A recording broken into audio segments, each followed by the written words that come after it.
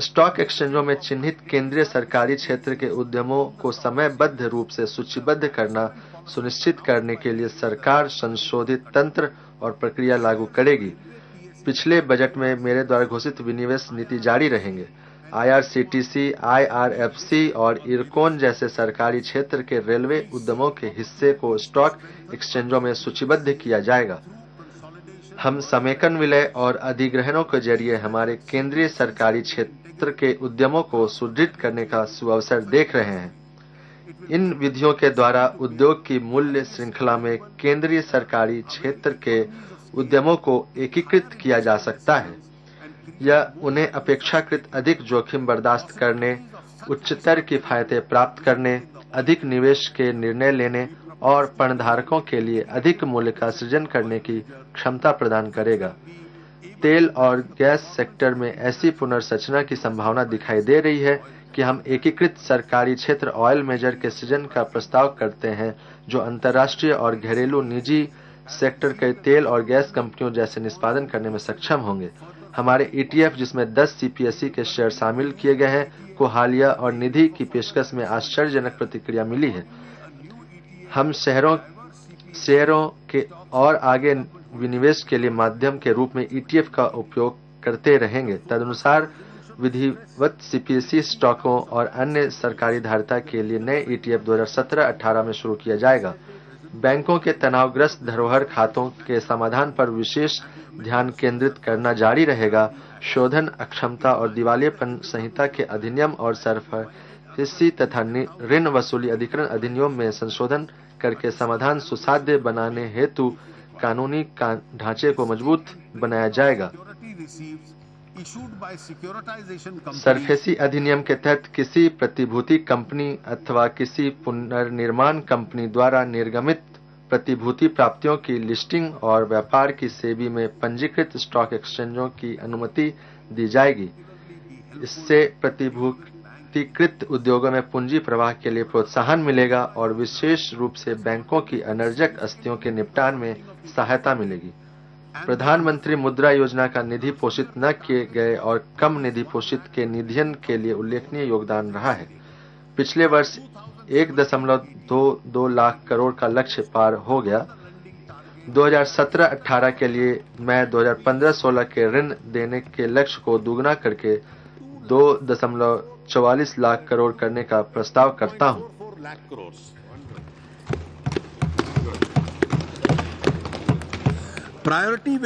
इसमें दलितों, जनजातियों, पिछड़े वर्गों, अल्पसंख्यकों और महिलाओं को प्राथमिकता दी जाएगी। दलितों, जनजातियों और महिला उद्यमों को हरित क्षेत्र उद्यम स्थापित करने तथा रोजगार सृजक बनाने में सहायता करने के लिए हमारी सरकार द्वारा स्टैंड अप इंडिया स्कीम का शुभारंभ अप्रैल 2016 में किया गया था। इस स्कीम के जरिए 16,000 से अधिक नए उद्यमी खाद्य प्रसंस्करण, परिधान, नैदानिक केंद्र जैसे विविध क्रियाकलाप करने लगे। तंत्र को स्वच्छ बनाने और भ्रष्टाचार तथा काले धन का खात्मा करने के लिए डिजिटल अर्थव्यवस्था को बढ़ावा देना सरकार की कार्यनीति का अभिन्न अंग है। अर्थव्यवस्था को बेहतर रूप से औपचारिक बनाने और बैंकिंग पद्धति में वित्तीय बचतों को मुख्य धारा से जोड़ने के संदर्भ में इसके परिवर्तनकारी प्रभाव पड़ता है। इससे ऋण की कम लागत के द्वारा देश में निजी निवेश को शक्तिशाली बनाने की संभावना है। इस समय भारत में बृहद डिजिटल आंदोलन शीर्ष पर है। डिजिटल भुगतान की शुरुआत से आम आदमी को बहुत लाभ हुआ है। हमारी सरकार की वित्तीय समावेशन और जन धन आधार मोबाइल त्रिसूत्र को बढ़ावा देने के पहले के प्रयास डिजिटल लेन देन को वर्तमान में आगे बढ़ाने के लिए महत्वपूर्ण प्रेरक थे। बढ़े हुए डिजिटल लेन देनों के प्रमाण है भीम ऐप शुरू किया गया है। यह डिजिटल भुगतान और वित्तीय समावेशन के लिए मोबाइल फोनों की शक्ति बढ़ाएगा। अब तक 125 लाख लोगों ने भीम ऐप को अपनाया है।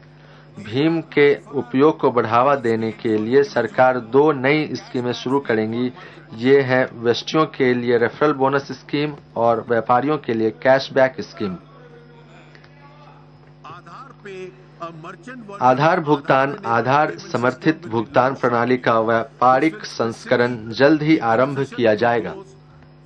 यह उन लोगों के लिए विशेष रूप से फायदेमंद होगा जिनके पास डेबिट कार्ड, मोबाइल वॉलेट और मोबाइल फोन नहीं है। यूपीआई, यूएसएसडी, आधार भुगतान, आईएमपीएस और डेबिट कार्डों के जरिए 2017-18 के लिए 2500 करोड़ डिजिटल लेनदेन के लक्ष्य के साथ एक मिशन की स्थापना की जाएगी। बैंकों ने मार्च 2017 तक अतिरिक्त 10 लाख नए पीओएस टर्मिनल शुरू करने का लक्ष्य रखा है।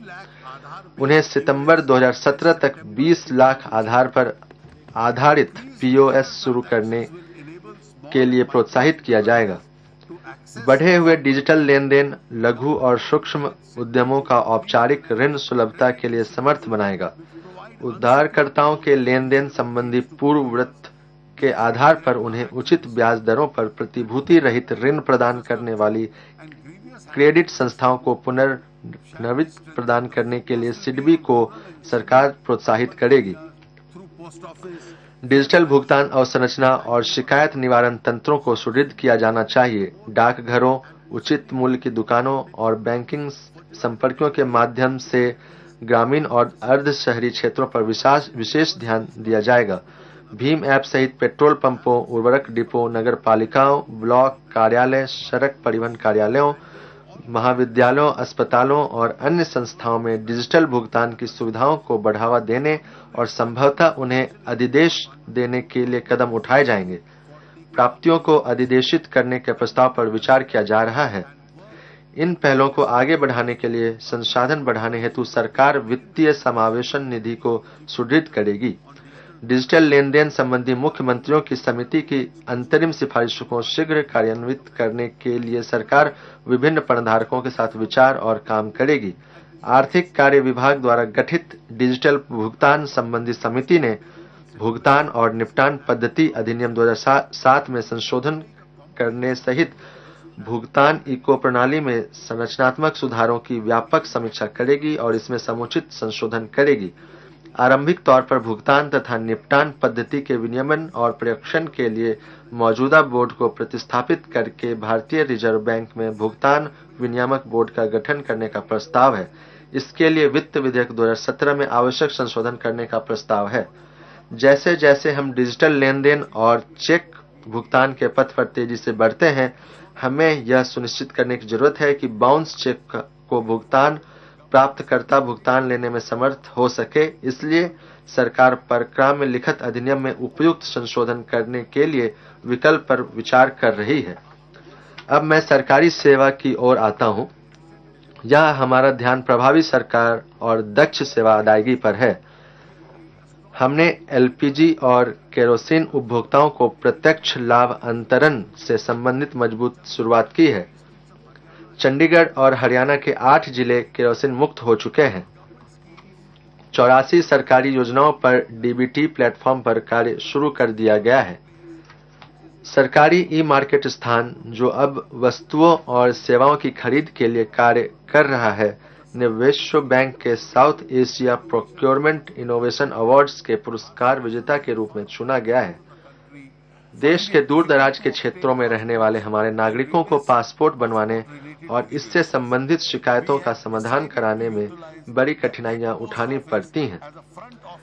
हमने मुख्य डाकघरों को पासपोर्ट सेवाएं देने के लिए फ्रंट कार्यालयों के रूप में उपयोग करने का विनिश्चय किया है।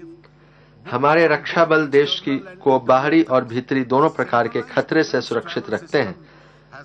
अब एक केंद्रीकृत रक्षा यात्रा प्रणाली विकसित की गई है, जिसके जरिए हमारे सैनिक और अधिकारी अपनी यात्रा टिकटें ऑनलाइन बुक कर सकते हैं।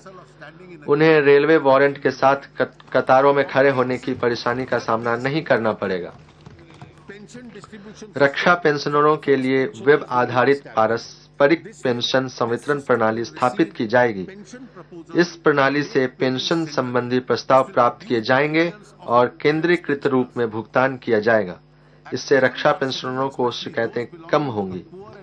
इस समय हमारे नागरिकों, विशेष रूप से निर्धन और अभावग्रस्त वर्ग को सरकारी भर्ती की बोझिल प्रक्रियाओं से गुजरना पड़ता है।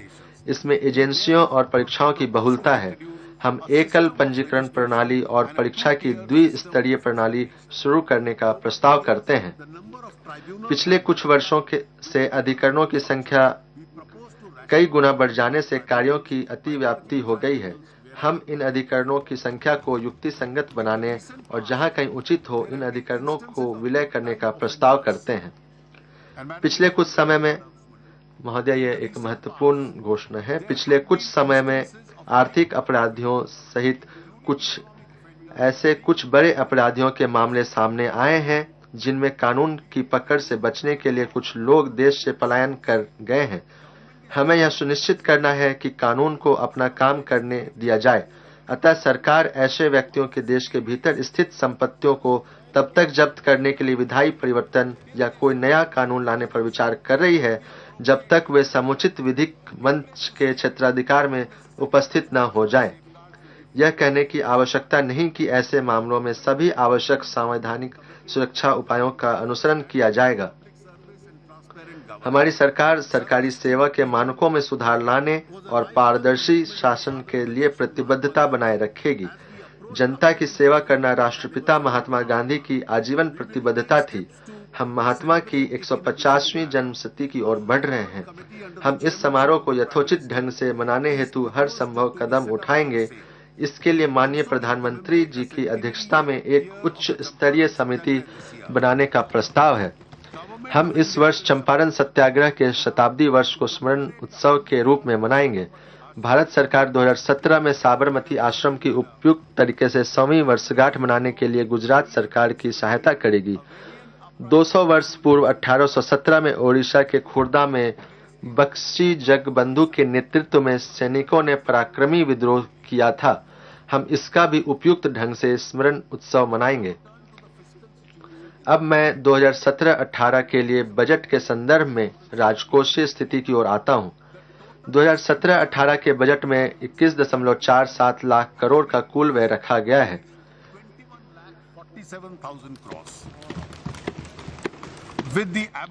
व्यय के आयोजन विभिन्न वर्गीकरण को समाप्त करने से अब पूरा ध्यान राजस्व और पूंजी व्यय पर है।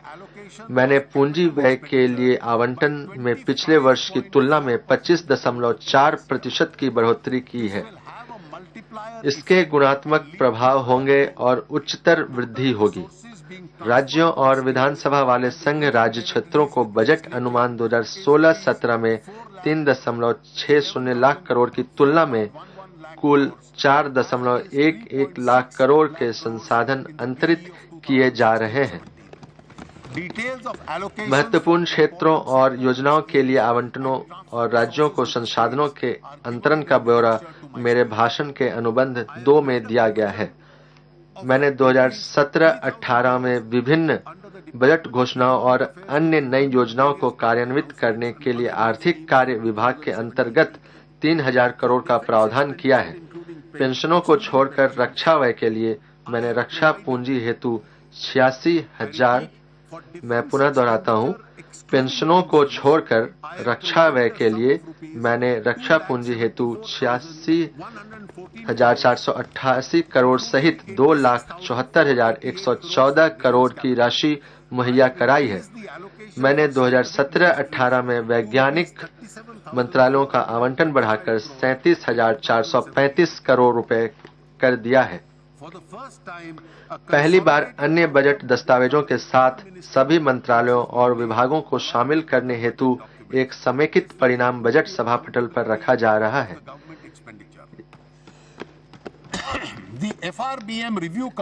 FRBM समीक्षा समिति ने हाल में ही अपनी रिपोर्ट दी है। समिति ने विस्तृत कवायद की है और यह सिफारिश की है कि एक धारणीय ऋण पथ हमारी राजकोषीय नीति का मुख्य बृहत आर्थिक एंकर होना चाहिए। समिति ने 2023 तक सामान्य सरकार के लिए 60% के ऋण सकल घरेलू उत्पादन का समर्थन किया है, जिसमें केंद्रीय सरकार के लिए 40% और राज्य सरकारों के लिए 20% का अंश शामिल है। समिति ने इस रूपरेखा के भीतर आगामी 3 वर्षों के लिए 3% राजकोषीय घाटे को लिया है और अनुशंसा की है। समिति ने निर्धारित राजकोषीय घाटा लक्ष्य से सकल घरेलू उत्पाद के 0.5% तक विचलन के लिए एस्केप क्लॉजेस की व्यवस्था की है। इन एस्केप क्लॉजों का आश्रय लेने के लिए कार्यवाही के रूप में समिति ने अप्रत्याशित राजकोषीय निहितार्थों के साथ अर्थव्यवस्था में दूरगामी संरचनात्मक सुधारों को एक कारक के रूप में शामिल किया है। वर्तमान में इस एस्केप क्लॉज का आह्वान करने का यह एक सुदृढ़ मामला है, फिर भी मैं ऐसा करने से बच रहा हूं। समिति की रिपोर्ट की ध्यानपूर्वक जांच की जाएगी और यथा समय समुचित निर्णय लिए जाएंगे। तथापि मैं आगामी 3 वर्षों के लिए समिति द्वारा अनुशंसित 3% के राजकोषीय घाटे के रोड मैप की बात करता हूं। मैंने सरकारी क्षेत्र में धीमे निवेश और मंद वैश्विक वृद्धि के संदर्भ में उच्चतर सरकारी व्यय की जरूरत पर विचार किया है। मैंने समिति की सिफारिश को ध्यान में रखा है कि विवेकपूर्ण राजकोषीय प्रबंधन के लिए स्थायी ऋण अंतर्निहित आधार होना चाहिए। 3.2% of the GDP।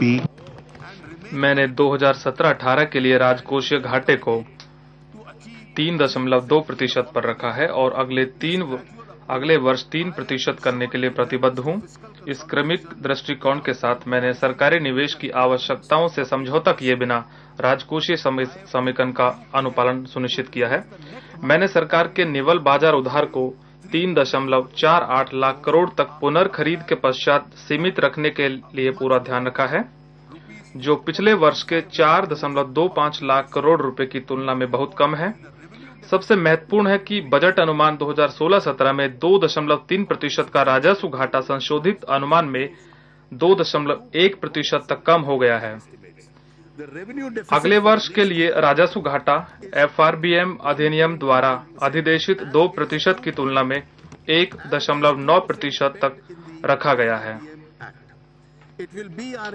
अगले वर्ष में इन वित्तीय आंकड़ों, विशेष रूप से राजकोषीय घाटे में सुधार करना हमारा प्रयास होगा, जिसके लिए व्यय की गुणवत्ता और विमुद्रीकरण के कारण बैंकों में भारी नकद जमा राशि से उच्चतर कर वसूली पर अधिक ध्यान दिया जाएगा। अध्यक्ष महोदय, अब मैं अपने कर प्रस्ताव प्रस्तुत करता हूं।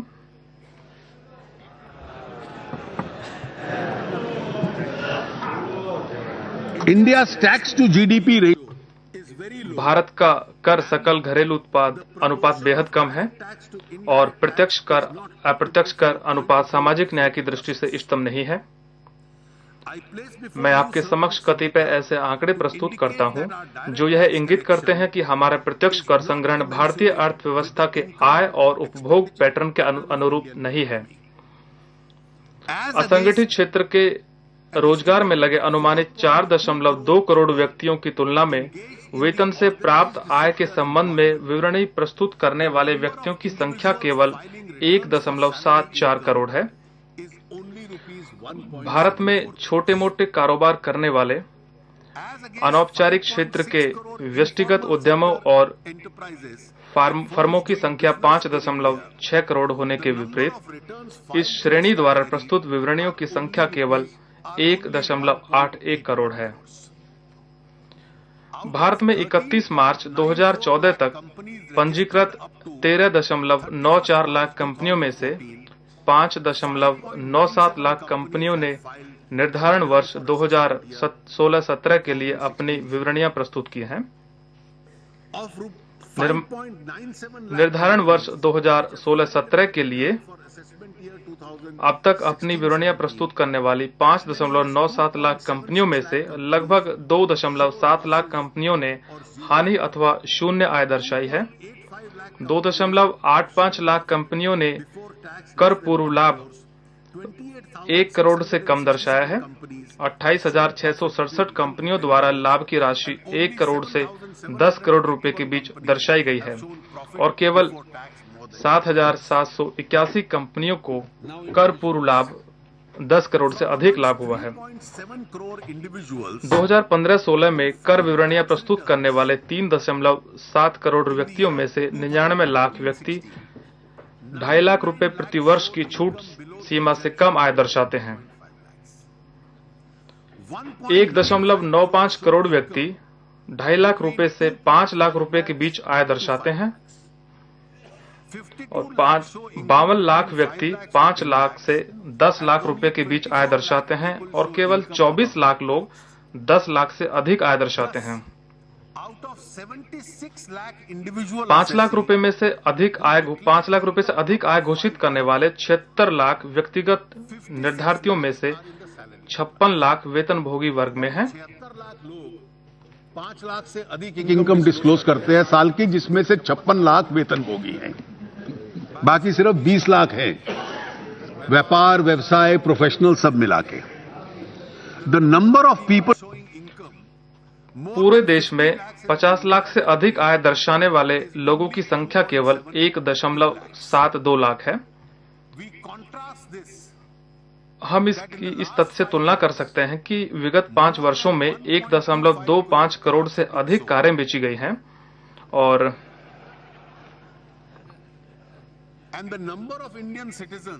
व्यवसाय या पर्यटन के लिए विदेश जाने वाले भारतीय नागरिकों की संख्या वर्ष 2015 में 2 करोड़ है। इन सभी आंकड़ों से हम यह निष्कर्ष निकाल सकते हैं कि हमारा समाज व्यापक रूप से कर अनुपालन न करने वाला समाज है।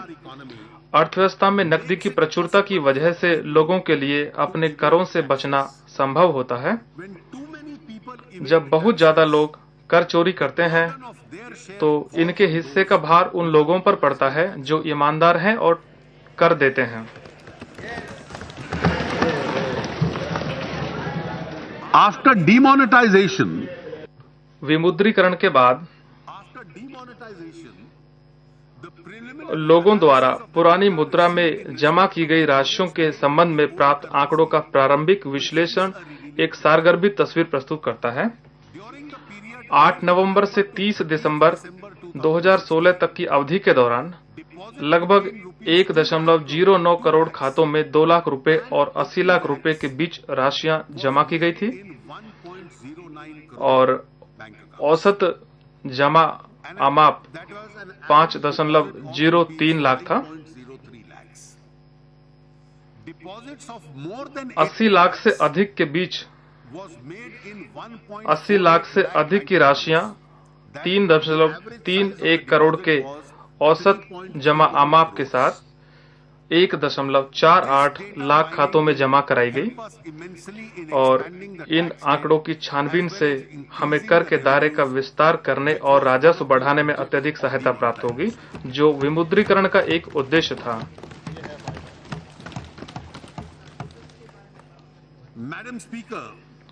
माननीय अध्यक्ष महोदय, हमारी सरकार की प्राथमिकताओं में से एक प्राथमिकता अर्थव्यवस्था से काला धन को बाहर निकालना है। हम अपनी कराधान दरों को और अधिक तर्कसंगत बनाने, अपने कर प्रशासन को और अधिक उपयुक्त बनाने तथा देश को कर आधार का विस्तार करने के लिए प्रतिबद्ध हैं। यह सोच धन का रंग बदल देगी। नई दुनिया है, नया दौर है, नई है उमंग। बहुत अच्छा। नई दुनिया है, नया दौर है, नई है उमंग। कुछ थे पहले के तरीके तो कुछ हैं आज के रंग ढंग। रोशनी आके अंधेरों से जो टकराई है, काले धन को भी बदलना पड़ा आज अपना रंग।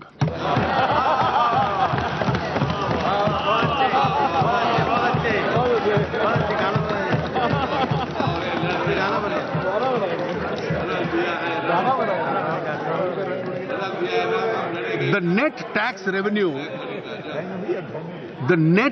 revenue of 2013 वर्ष 2013-14 के दौरान निवल कर राजस्व 11.38 लाख करोड़ रुपए था। यह 2014-15 में 9.4% और 2015-16 में 17% बढ़ गया। संशोधित अनुमान 2016-17 के अनुसार हम इस वर्ष का समापन दूसरे अनुमति वर्ष के लिए 17% की उच्च वृद्धि दर के साथ करेंगे। 2 साल लगातार 17% इंक्रीज है। Because of serious efforts made by the government, सरकार के द्वारा किए गए गंभीर प्रयासों के कारण चालू वित्त वर्ष की प्रथम 3 तिमाहियों में व्यक्तिगत आयकर में अग्रिम कर की वृद्धि दर 34.8% है। मैडम, ये डिमोनेटाइजेशन का भी असर है कि पर्सनल इनकम टैक्स लोगों को ज्यादा डिस्क्लोज करना पड़ रहा है। 34.8% इंक्रीज इस देश के इतिहास में कभी नहीं हुआ। मैडम स्पीकर, अध्यक्ष महोदया, इस बजट में मेरे कर प्रस्तावों का जोर विकास की गति में तेजी लाने, मध्यम वर्ग को राहत प्रदान करने, सस्ते आवास, काले धन की रोकथाम, डिजिटल अर्थव्यवस्था को बढ़ावा देने, राजनीतिक वित्त पोषण की पारदर्शिता और कर व्यवस्था के सरलीकरण पर है।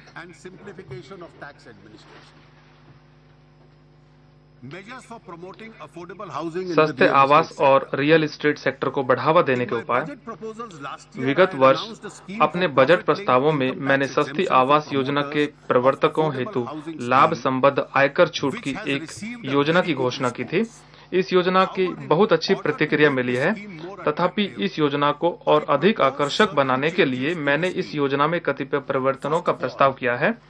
सर्वप्रथम 30 और 60 वर्ग मीटर निर्मित क्षेत्र के बजाय 30 और 60 वर्ग मीटर फर्श क्षेत्र की गणना की जाएगी। इससे 30% साइज बढ़ जाता है अफोर्डेबल हाउसिंग का।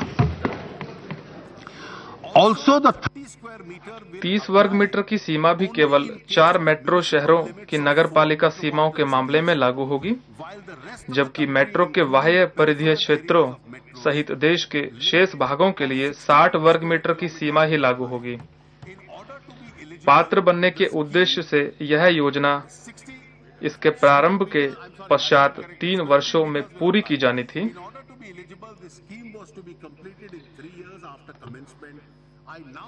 मेरा इस अवधि को बढ़ाकर 5 वर्ष करने का प्रस्ताव है। वर्तमान में पूर्णता प्रमाण पत्र प्राप्त करने के पश्चात कब्जा न लिए गए मकान नोशनल किराया आय पर कर के अध्याधीन है। जिन बिल्डरों के लिए निर्मित मकान व्यवसाय में लगी पूंजी है, मेरा उनके लिए यह नियम पूर्णतः प्रमाण पत्र प्राप्त होने वाले वर्ष के समाप्त होने के 1 वर्ष बाद ही लागू करने का प्रस्ताव है, ताकि उन्हें अपनी इन्वेंट्री के परिनिर्धारण हेतु कुछ समय मिल सके। हम भूमि और इमारत के संबंध में पूंजीगत लाभ कराधान उपबंधों में अनेक परिवर्तन करने का भी प्रस्ताव करते हैं। अचल संपत्ति से लाभ पर विचार करने हेतु धारणी अवधि इस समय दीर्घावधिक 3 वर्ष है, इसे घटाकर 2 वर्ष किए जाने का प्रस्ताव है। अचल संपत्ति सहित आस्तियों की सभी श्रेणियों के लिए सूचीकरण के लिए आधार वर्ष भी 1/4/1981 से बदलकर 1/4/2001 किए जाने के प्रस्ताव है। इस कदम से पूंजीगत लाभ कर देयता काफी घटेगी, जबकि आस्तियों की गतिशीलता को प्रोत्साहन मिलेगा। हमारी यह भी योजना है कि वित्तीय लिखतों के उस समूह का विस्तार किया जाए जिसमें कर की अदायगी किए बिना पूंजीगत लाभों का निवेश किया जा सके। संपत्ति के विकास हेतु हस्ताक्षरित संयुक्त विकास करार के लिए प्रतिफल प्राप्त होने वाले वर्ष में पूंजीगत लाभ कर अदा करने की बाध्यता उत्पन्न हो जाएगी।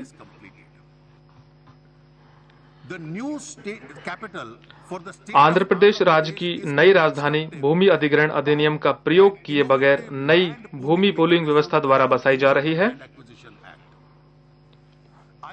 मैं 2/6/2014 को, जिस दिन आंध्र प्रदेश राज्य का पुनर्गठन किया गया था, भूमि के धारक व्यक्तियों और जिनकी भूमि सरकारी योजना के अंतर्गत राजधानी शहर बसाने के लिए ली जा रही है, उनके लिए पूंजी लाभ कर से छूट देने का प्रस्ताव करता हूं। विदेशी वाणिज्यिक उधारों अथवा बांडों और सरकारी प्रतिभूतियों में विदेशी कंपनियों द्वारा उपार्जित ब्याज पर 5% रियायती विदहोल्डिंग दर प्रभावित की जा रही है। यह रियायत 30/6/2017 तक उपलब्ध है। मैं इसे 30/6/2020 तक बढ़ाने का प्रस्ताव करता हूं। यह लाभ रुपया मूल्य वर्गित बांडों को भी दिया जाता है। सरकार ने पिछले साल कुछ शर्तों के साथ स्टार्टअप को आयकर रियायतें भी दी थी। ऐसे स्टार्टअप के संबंध में अगले लाभ से हानिपूर्ति के प्रयोजनार्थ मताधिकार के 51% की निरंतर शेयरधारिता की शर्त को इस बात के अध्ययन शिथिल किया गया है कि मूल प्रोमोटर्स की शेयरधारिता जारी रहे। इसके अतिरिक्त स्टार्टअप को 5 वर्ष में से 3 वर्ष के लिए उपलब्ध लाभ संबद्ध कटौती रियायत को बदलकर 7 वर्ष में से 3 वर्ष किया जा रहा है। वर्तमान में न्यूनतम वैकल्पिक दर यानी मैट अग्रिम कर के रूप में लगाया जाता है। मैट समाप्त करने की पुरजोर मांग है। यद्यपि रियायतें चरणबद्ध ढंग से समाप्त करने की योजना 1/4/2017 से शुरू होगी और चरणबद्ध समाप्ति से राजस्व का पूरा लाभ सरकार को 7 से 10 वर्ष के बाद ही मिलेगा, जब वे सभी जो पहले ही इन रियायतों से लाभ ले रहे हैं अपने लाभ लेने की अवधि पूरी कर लेंगे। इसलिए वर्तमान में मैट समाप्त करना या कम करना व्यावहारिक नहीं है। तथापि आगामी वर्षों में मैट क्रेडिट का प्रयोग करने के लिए कंपनियों को छूट देने के लिए मैं मैट को वर्तमान में 10 वर्ष की बजाय 15 वर्ष की अवधि तक और चलाने का प्रस्ताव करता हूं। मैंने 2015 में अपने बजट प्रस्तावों में घोषणा की थी कि मैं कॉर्पोरेट आयकर की दर धीरे धीरे बढ़ाकर 25% पर लाऊंगा। 2016 के बजट में मैंने उन कंपनियों जिनका कारोबार 5 करोड़ से कम है के मामले में 1% कटौती की घोषणा की थी। उसी बजट में मैंने यह घोषणा भी की थी कि वे नई विनिर्माण कंपनियां जो किसी छूट का लाभ नहीं लेती हैं उन पर सिर्फ 25% आयकर प्रभावित किया जाएगा। मध्यम और लघु उद्यम अधिकतर आर्थिक कार्यकलाप करते हैं और लोगों को अधिकतम रोजगार उपलब्ध कराने में भी सहायक हैं। तथापि क्योंकि उन्हें अधिक रियायतें नहीं मिलती हैं, वे बड़ी कंपनियों की तुलना में ज्यादा कर देते रहते हैं। वित्त वर्ष 2015-16 के डाटा के अनुसार 1 करोड़ से कम लाभ कमाने वाली 2.85 लाख कंपनियां 30.26 प्रभावी कर दर अदा करती हैं, जबकि 500 करोड़ से अधिक लाभ कमाने वाली 298 कंपनियां 25.90 प्रभावी कर अदा करती हैं। एमएसएमई कंपनियों को और व्यवहार्य बनाने के लिए और फर्मों को भी कंपनियों के बदलने के लिए प्रोत्साहित करने हेतु मैं 50 करोड़ रुपए तक का वार्षिक कारोबार करने वाली छोटी कंपनियों का आयकर घटाकर 25% करने का प्रस्ताव करता हूं।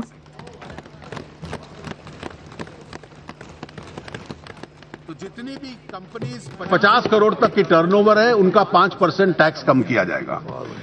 As per the data of निर्धारण वर्ष 2015-16 के डाटा के अनुसार 6.94 लाख कंपनियां विवरणियां दायर कर रही हैं, जिनमें से 6.67 लाख कंपनियां इस श्रेणी में आती हैं और इसलिए प्रतिशतवार 96% कंपनियां निम्न कराधान का लाभ उठाएंगी।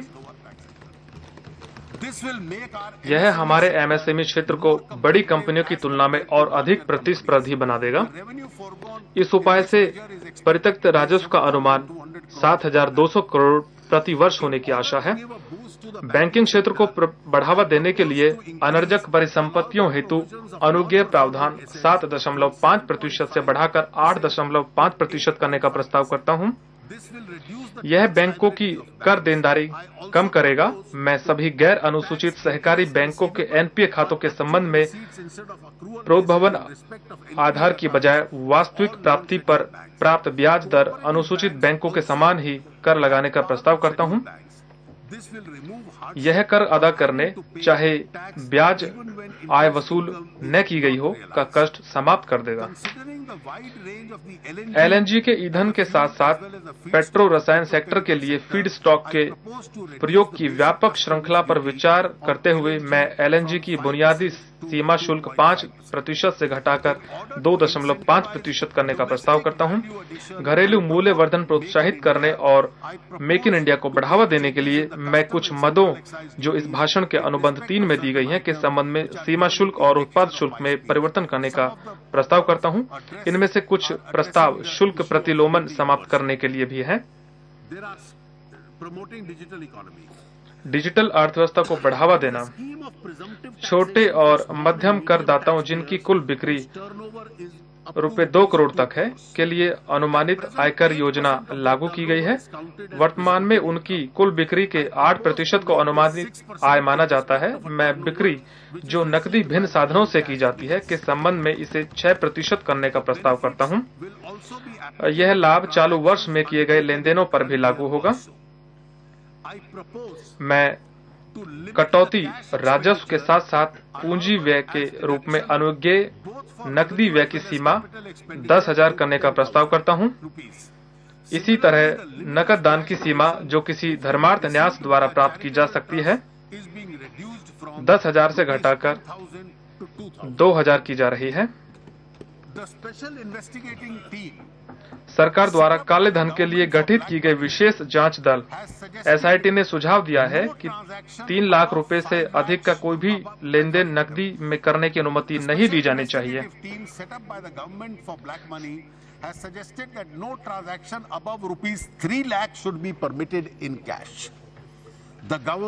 सरकार ने यह प्रस्ताव स्वीकार करने का निर्णय लिया है।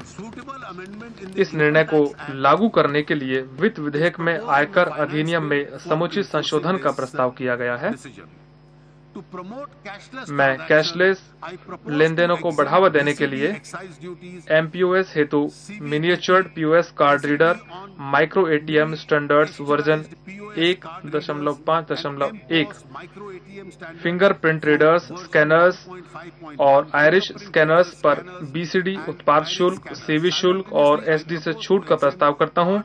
इसके साथ ही मैं ऐसे साधनों के विनिर्माण हेतु कलपुर्जों पर छूट का भी प्रस्ताव करता हूं ताकि इन साधनों के देश में विनिर्माण को प्रोत्साहित किया जा सके।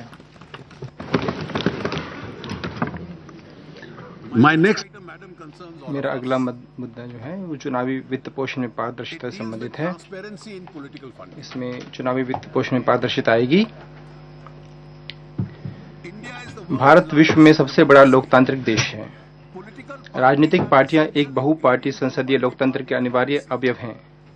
स्वतंत्रता प्राप्ति के 70 वर्ष बाद भी देश राजनीतिक पार्टियों के वित्त पोषण की पारदर्शी कार्य पद्धति विकसित करने में समर्थ नहीं हुआ है, जो कि निष्पक्ष और स्पष्ट चुनाव प्रणाली के लिए अनिवार्य है।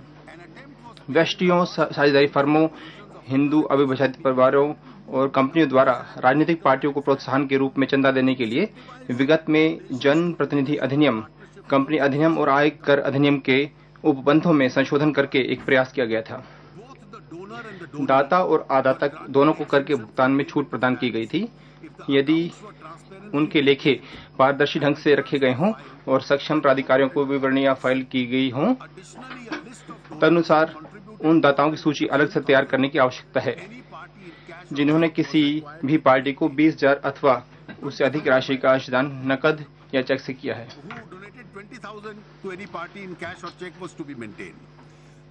इन प्रावधानों को लागू करने की स्थिति में केवल मामूली रूप से सुधार हुआ है। राजनीतिक पार्टियां अपनी अधिकांश निधि अज्ञात चंदे के जरिए प्राप्त कर रही हैं, जो नकद में दिखाई जाती हैं। इसलिए भारत में राजनीतिक वित्त पोषण प्रणाली दुरुस्त करने के प्रयास किए जाने की आवश्यकता है। दाताओं ने भी चेक या अन्य पारदर्शी पद्धतियों द्वारा चंदा देने में अरुचि दिखाई है, क्योंकि इससे उनकी पहचान उजागर होती है तथा इसके प्रतिकूल परिणाम हो सकते हैं। इसलिए मैं राजनीतिक पार्टियों की वित्त पोषण प्रणाली दुरुस्त करने के प्रयास के रूप में निम्नलिखित योजनाओं का प्रस्ताव रखता हूं। क, निर्वाचन आयोग द्वारा दिए गए सुझाव के अनुपालन में एक राजनीतिक पार्टी एक व्यक्ति से नकद चंदे के रूप में अधिकतम 2,000 रुपए की राशि प्राप्त कर सकती है।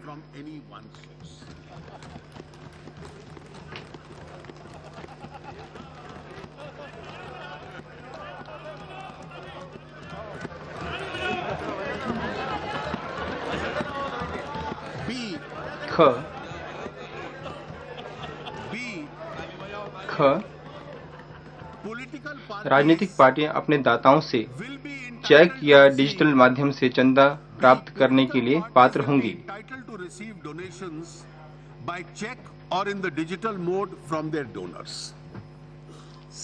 ग, अतिरिक्त उपाय के रूप में भारतीय रिजर्व बैंक अधिनियम में संशोधन किए जाने का प्रस्ताव है, जिससे कि भारत सरकार द्वारा इस संबंध में बनाई जाने वाली किसी योजना के अनुसार चुनावी बॉन्ड जारी किए जा सकें। इस योजना के अंतर्गत दाता केवल चेक या डिजिटल भुगतानों के तहत प्राधिकृत बैंकों से बॉन्ड खरीद सकता है। ये बॉन्ड पंजीकृत राजनीतिक पार्टी के निर्दिष्ट और पंजीकृत खाते में ही परिशोध्य होंगे। ये बॉन्ड पंजीकृत राजनीतिक पार्टी के निर्दिष्ट और पंजीकृत खाते में ही परिशोध्य होंगे। इन बॉन्डों को बॉन्ड जारी करने से निर्धारित समय सीमा के भीतर ही परिशोध्य कराया जाएगा।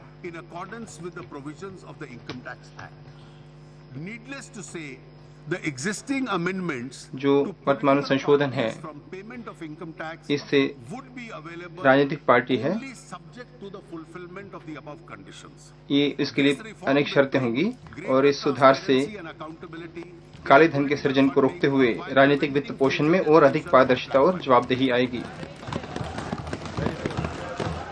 ईज ऑफ डूइंग बिजनेस कर वंचन रोधी उपाय के रूप में 2012 के वित्त अधिनियम में संबंधित उद्यमियों के संबंध में घरेलू अंतरण मूल्य निर्धारण के प्रावधान का उल्लेख किया गया था। तब से घरेलू मूल्य निर्धारण के अंतर्गत कवर किए गए उद्यमों की संख्या में उल्लेखनीय ढंग से बढ़ोतरी हुई है, जिससे लंबी जांच पड़ताल की आवश्यकता हुई, जिससे घरेलू कंपनियों को कठिनाई हुई।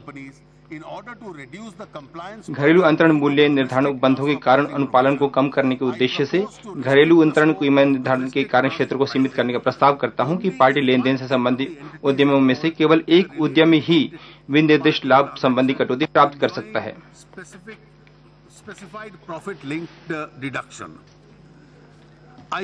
मैं उन व्यावसायिक उद्यमों की लेखा परीक्षा के लिए प्रारंभिक सीमा 1 करोड़ रुपए से बढ़ाकर 2 करोड़ रुपए तक का प्रस्ताव करता हूं, जो अनुमानित आय योजना का विकल्प चुनते हैं।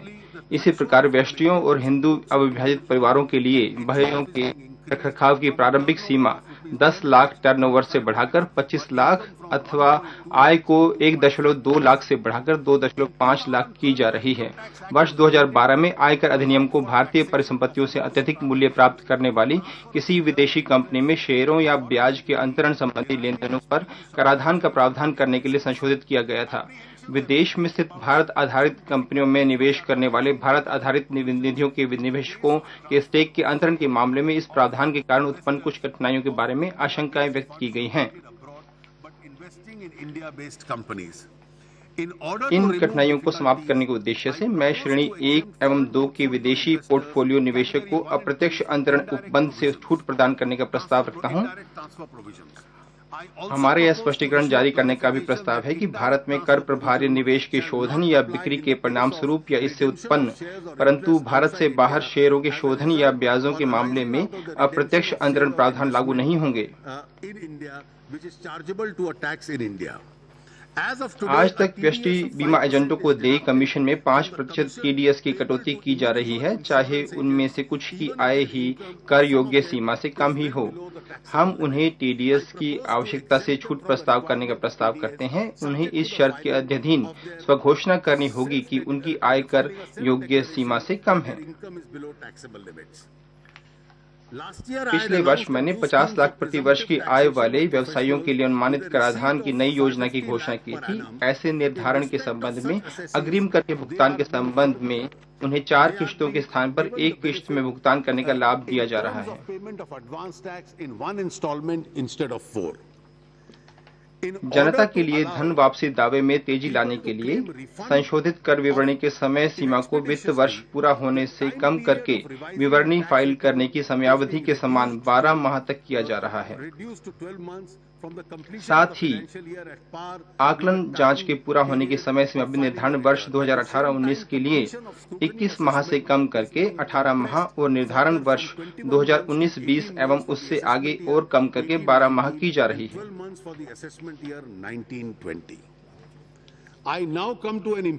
मैं अब एक महत्वपूर्ण परिवर्तन पे आ रहा हूँ, जो व्यक्तिगत आय कर पर है। जबकि सरकार कर अपवंचन करने वाले और अधिक लोगों को कर नेट के दायरे में लाने की कोशिश कर रही है, कराधान का वर्तमान बोझ प्रमुखतः ईमानदार करदाताओं और वेतनभोगी कर्मचारियों पर है, जो अपनी आय को सही रूप में दर्शाते हैं।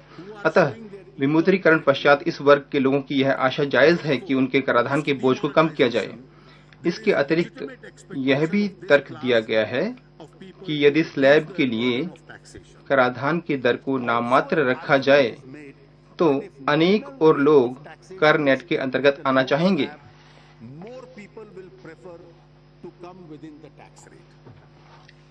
इसलिए मैं 2.5 लाख से 5 लाख तक की आय वाले व्यष्टि निर्धारितों के लिए कराधान की मौजूदा दर को 10% से घटाकर 5% करने का प्रस्ताव करता हूं।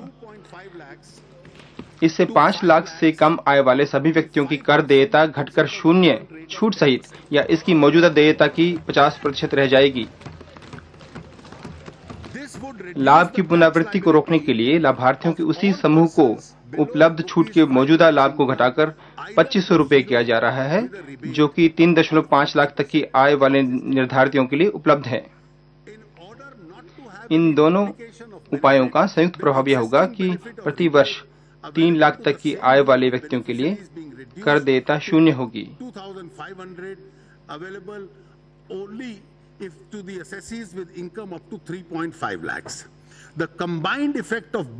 इसका संयुक्त प्रभाव यह होगा कि प्रति वर्ष 3 लाख तक की आय वाले व्यक्तियों के लिए कर देयता 0 होगी और 3 लाख से 3.5 लाख तक की आय वाले व्यक्तियों के लिए कर देयता मात्र 2,500 रुपए होगी।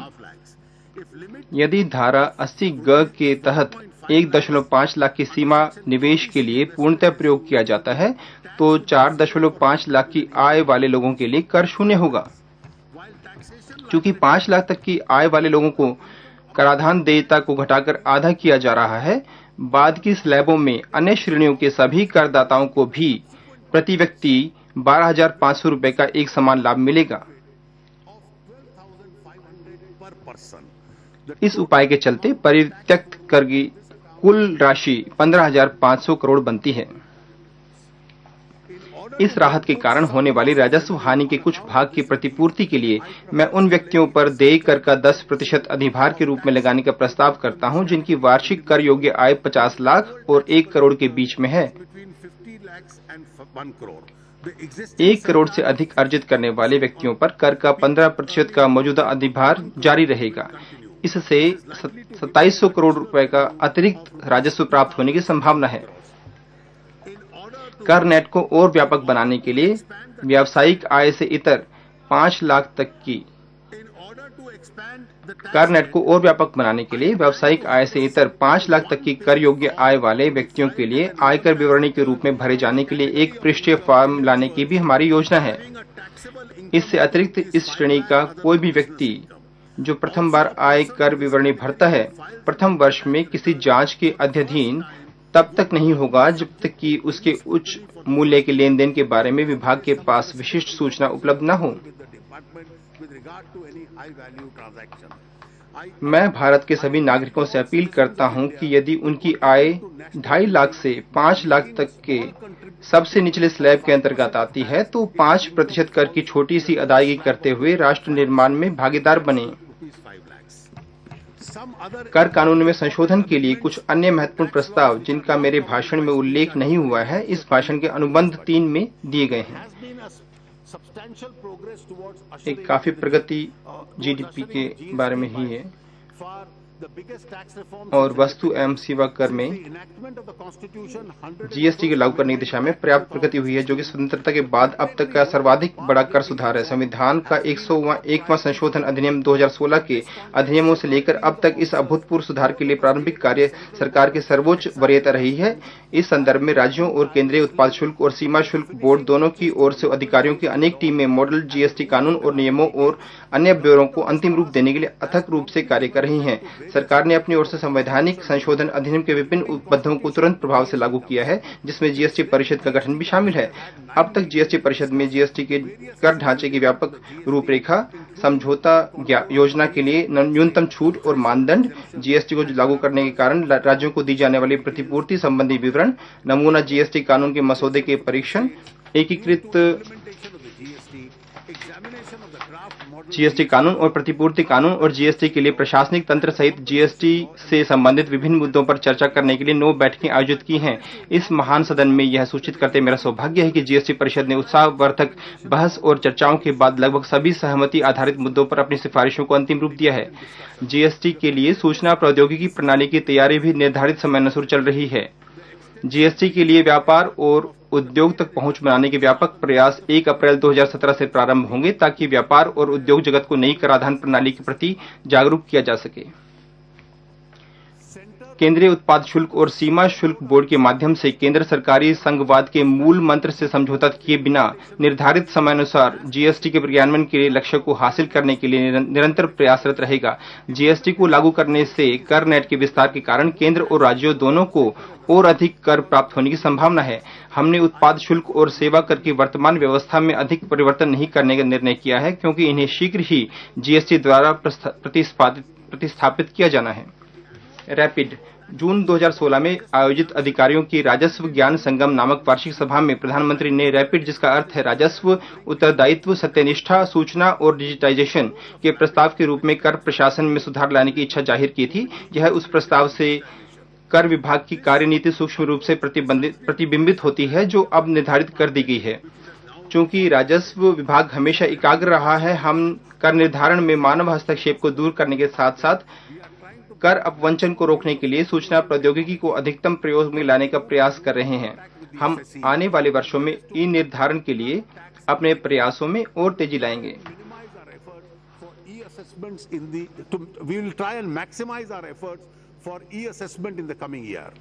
हम इन हाउस और आउटसोर्स दोनों तरीके से डाटा जुटाने की क्षमता का अधिकाधिक प्रयोग भी कर रहे हैं। भूल चूक के विशिष्ट कार्य के प्रति कर विभाग के अधिकारियों में अधिक उत्तरदायित्व को प्रवर्तित करने की भी हमारी योजना है। मैं प्रत्येक को आश्वस्त करना चाहता हूं कि ईमानदार कानून पालक व्यक्ति के साथ गरिमापूर्ण और भद्र व्यवहार किया जाएगा। अध्यक्ष महोदय, छूटों इत्यादि के लिए मेरे प्रत्यक्ष कर प्रस्तावों के परिणाम स्वरूप 22,700 करोड़ की राजस्व हानि होगी, परंतु अतिरिक्त संसाधन जुटाने के प्रस्ताव के लिए 2,700 करोड़ की राजस्व लाभ की गणना करने के पश्चात प्रत्यक्ष कर में निव्वल राजस्व हानि 20,000 करोड़ की होगी। मेरे अप्रत्यक्ष कर प्रस्ताव में कोई विशेष हानि या लाभ नहीं है। I have outlined in the budget proposals under an overarching agenda, transform, energize and clean India. Our emphasis will now be on implementing all these proposals for the benefit of farmers and the poor and the underprivileged sections of our society. Madam Speaker, it is said, when my aim is right, when my goal is in sight, the winds favor me and I fly. अध्यक्ष महोदय, ये कहा जाता है कि जब मेरा उद्देश्य सही हो, जब मेरा लक्ष्य मेरे सामने हो, माहौल मेरे पक्ष में हो, मैं उड़ान भरूं। इसके लिए आज के दिन से बेहतर कोई और दिन नहीं है।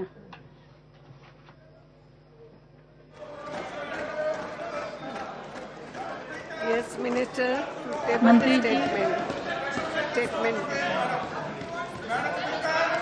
आइटम नंबर 2, मद संख्या 2।